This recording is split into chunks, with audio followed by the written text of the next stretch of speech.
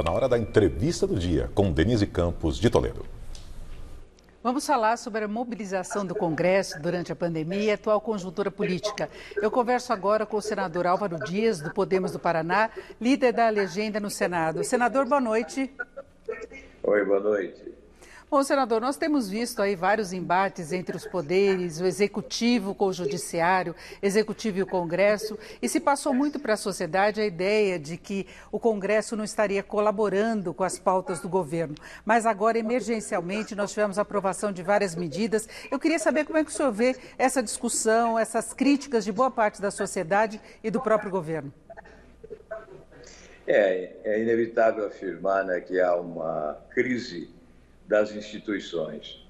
A interdependência entre os poderes tem sido afrontada constantemente com aquilo que chamam de invasão de competência, mas eu prefiro, nessa hora, denominar de tentativa de transferência de responsabilidade, especialmente da parte do presidente da República, que tenta transferir responsabilidade por eventuais fracassos aos outros poderes, ao Legislativo desde o início e agora, mais recentemente, ao Supremo Tribunal Federal.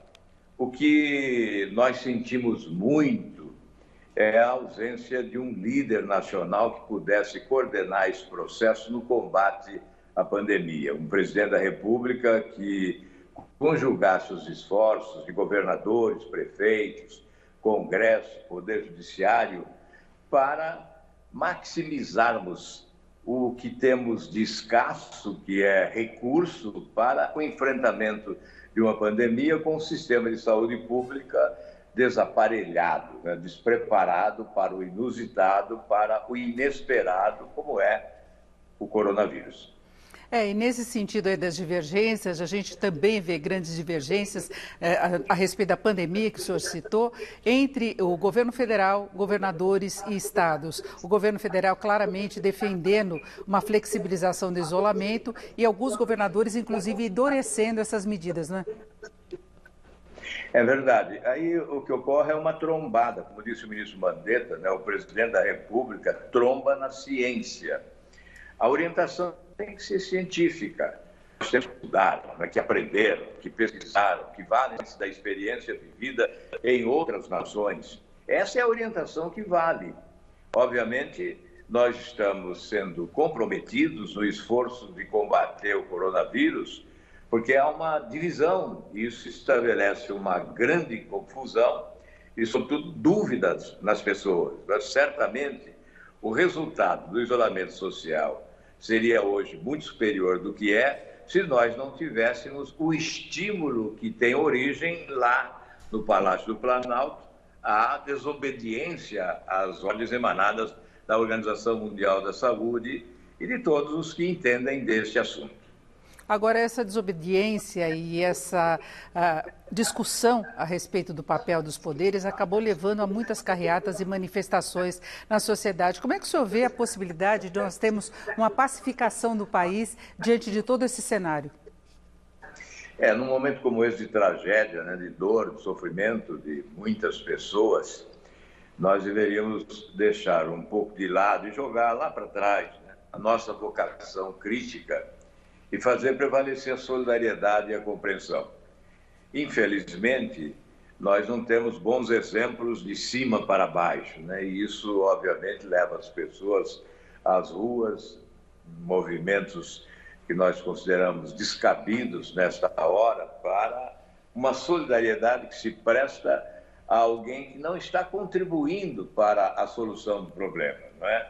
Então, isso realmente é o grande complicador. Nós precisamos de governo sempre, né, em tempos de normalidade, mas especialmente em tempos de anormalidade, de excepcionalidade, de calamidade pública, como esse tempo que estamos vivendo. Faz muita falta a liderança do presidente da República. Agora, nós entramos numa nova fase de discussão política e mesmo de crise a partir da demissão do ex-ministro Sérgio Moro, não é, das denúncias que ele apresentou, tem a questão do vídeo. O senhor acha que isso pode agravar o quadro político do país? Sem dúvida, essa questão do vídeo, sobretudo, né, agora há uma que as pessoas possam ter conhecimento, e nós podemos invocar, inclusive, aí, a obrigação constitucional de publicidade dos atos públicos, porque a sociedade está cobrando esclarecimentos. Há um inquérito instaurado na Suprema Corte e, evidentemente, a transparência é exigida nesta hora. Isso, claro, que coloca mais combustível no incêndio, né? Nós estamos diante de um impasse que precisa ser solucionado. O que eu prego, exatamente pensando nas pessoas que vivem nesse país, é que o impasse de crises de natureza política, sobretudo, possa ser superado o mais rapidamente possível.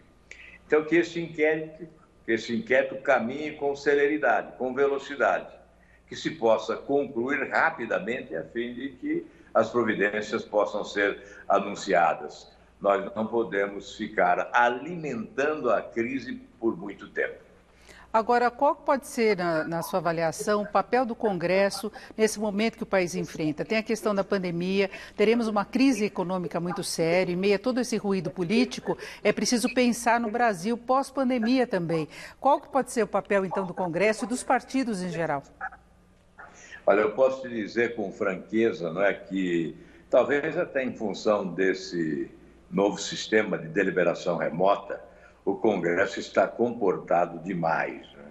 Eu nunca vi um Congresso tão comportado, disposto a trabalhar muito, a votar muito, deixando de lado, inclusive, o preciosismo jurídico, né?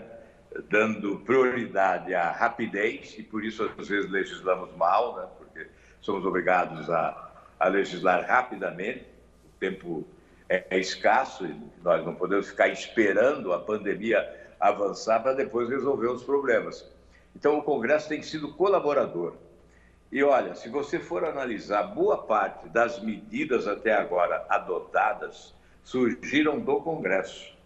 Uma proposta de emenda à Constituição, o projeto de apoio a estados e municípios, o projeto que libera R$600 às pessoas que se acotovelam aí às portas da Caixa Econômica Federal para receber, enfim, tudo isso surgiu lá do Congresso. Então, hoje, o Congresso é colaborador, sempre procurou ser, mas o presidente se ausentou da articulação política com o Congresso nos tempos de normalidade, por isso não realizou as reformas que deveria ter realizado já no primeiro ano, né?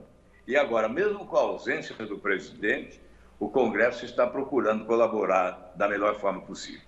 Agora, o senhor vê condição de retomada da discussão em torno das reformas, reforma tributária, reforma administrativa? A gente vê que houve resistência, por exemplo, do governo em relação à reforma administrativa antes da pandemia, mas e o Congresso pode assumir a dianteira?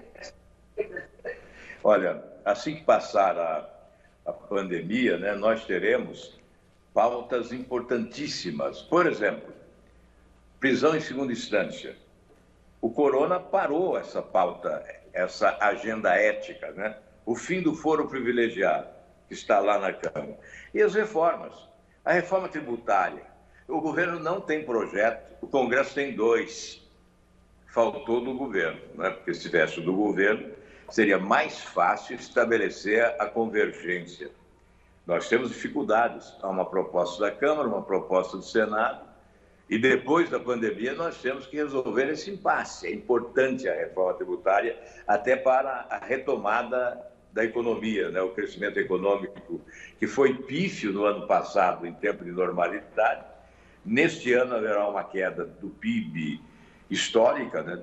5%, 7%, quem sabe. Portanto, uma queda brutal do produto interno bruto. E nós teremos que sacudir o país depois da pandemia, e a reforma tributária é de suma importância. Como a reforma administrativa, como a eliminação dos privilégios das autoridades. Nós temos que trabalhar para eliminar privilégios que provocam indignação na população.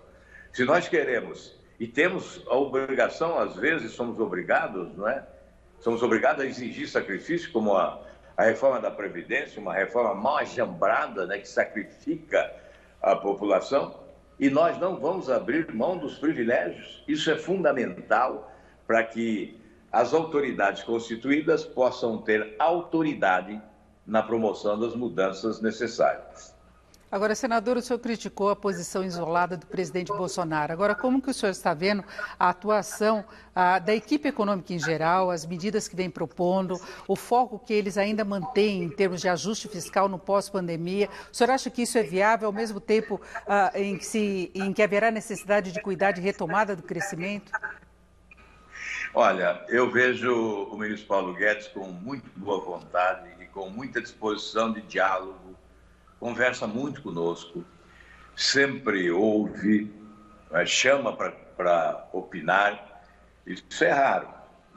É dos ministros da economia que eu conheci no Brasil, aquele que tem maior disposição de conversar. E isso é importante. Eu imagino que ele tenha sido atrapalhado no ano passado pelo presidente. O presidente não priorizou as reformas. Mesmo o pacote anticrime, antiviolência e anticorrupção só foi aprovado ao final do ano com certa desidratação, porque o ex-ministro Moro se dedicou ostensivamente na articulação junto aos congressistas para a aprovação do pacote. O presidente se desinteressou. Eu acho que ele não pode contar muito com o presidente da República. Perfeito. Nós conversamos aqui com o senador Álvaro Dias, que é do Podemos e também líder da bancada no Senado. Senador, muito obrigada pela sua participação aqui no Jornal da Gazeta. Uma boa noite. Boa noite, eu que agradeço. Esse inconformismo é necessário porque os conformados não promovem mudanças e certamente não escrevem a história. Uma boa noite. Uma boa noite a vocês.